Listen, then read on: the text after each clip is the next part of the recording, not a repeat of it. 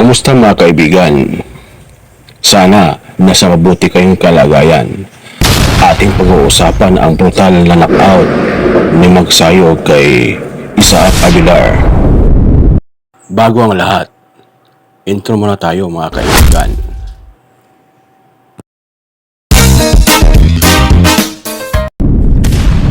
Mark Magsayo matagumpay sa kanyang pagbalik sa Luna at brutal third round knockout niya si Isaac Aguilar sa last Sunday, buwan ng Disyembre 10, 2023 sa Thunder Studio, Long Beach, California. Ngunit pinagdarasal ni Magsayo si Isaac Aguilar sa kanyang kalagayan. Sabi pa ni Magsayo, magkapatid kami sa labas ng ring. Nagkipaglaban kami para sa aming pamilya at sana okay lang siya, sabi ni Magsayo.